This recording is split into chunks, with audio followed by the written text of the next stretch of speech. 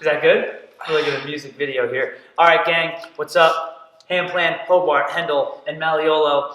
Doing a little workout demo, Oatmeal Squares. That's the name of this workout in the garage.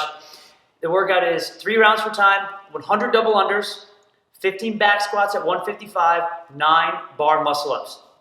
Since we are in the garage, we only have 1 bar we can do bar muscle ups. We're going to do a team variation. It's going to be waterfall style. What that means is Spencer is going to start at 3, 2, 1, go with 100 double unders. As soon as he's done with the double unders, he moves on to the back squat. James will then hop on the jump rope, start his jump rope right away. And then we'll fall through. So when he's done with his jump rope, I'll go on, so on and so forth. There might be some rest time, there might not be. This is a really good option in your affiliate if you have a lack of equipment, partnering people up, or putting in groups of 3. Your challenge is to get people of similar fitness ability, so one person's not working or resting in disproportionate times. So just make sure you know your athletes if you do it. Another option would be do an on the minute or an on the 90 seconds type of piece on each movement and then rotate through so you can manage equipment and essentially triple your gear's availability in a team of 3 or double it in a team of 2. But we're gonna hit the waterfall style and see how that is ready to rock. So in an ideal world, in terms of stimulus, if we look at it in a time sense, each exercise taking about a minute or 60 seconds to get through, but realistically, you've got the bar muscle ups, which are going to attack the triceps and the whole grip thing when it comes to double unders. So you can expect on those doubles, you may have to break them up come the second round, maybe the third round, maybe you do 2 sets of 50, or you do 50, 25, 25. But it's got to be fast, and you can't spend a whole lot of time looking at the jump rope or with your hands on your knees. Then in terms of the back squats, we want to get that bar to our back as quick as possible and start squatting, because realistically the weight should not be so heavy that we can't do those 15 unbroken. It may be challenging in the sense that you may have to pause a quick second at the top, take a deep breath, and then go into the next second, but we shouldn't have to put it down. And then for the bar muscle ups, this will probably be the most difficult exercise of the 3 movements. But we just don't want to spend too much time looking at the bar. So, maybe if we could think about doing 3, 3, 3 or 6 and 3 or something like that for our sets. If we're doing anything less than 3s, we should consider to lower the number of repetitions or move on to a different scaling option.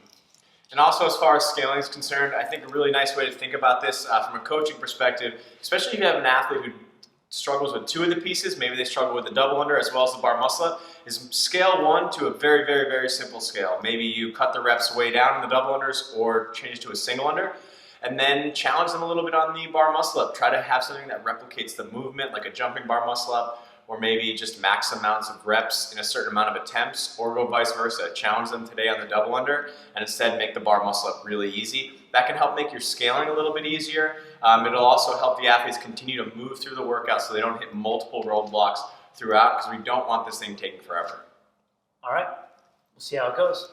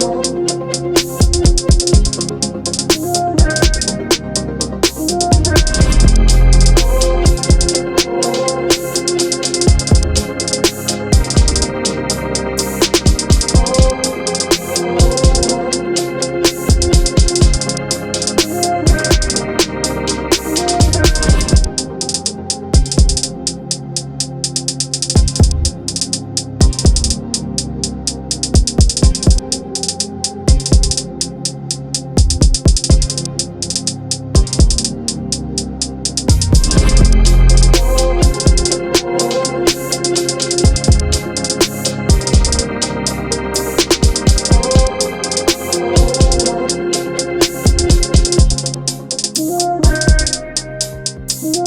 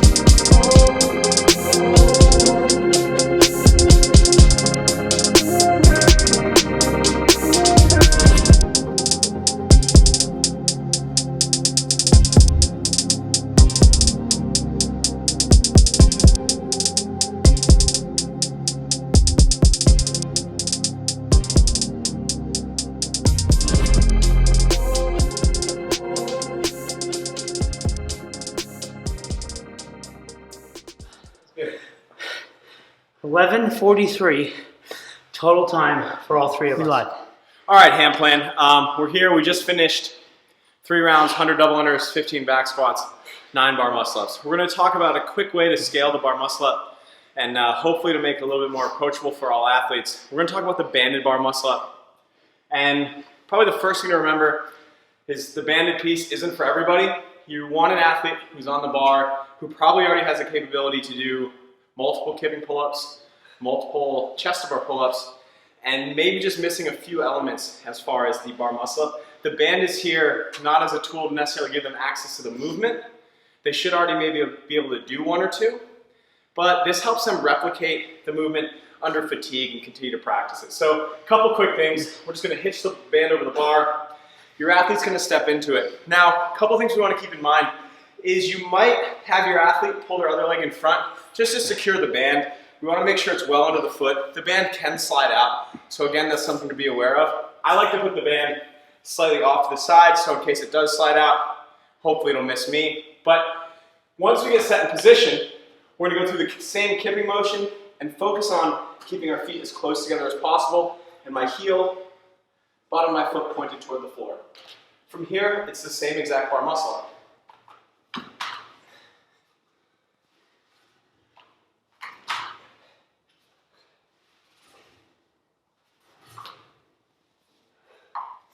Again, practice this in the warm-up. Don't just throw people into it.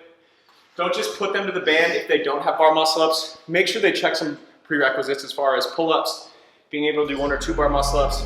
But this can be a useful tool for those confident athletes who want to repeat reps under duress or fatigue. Good luck.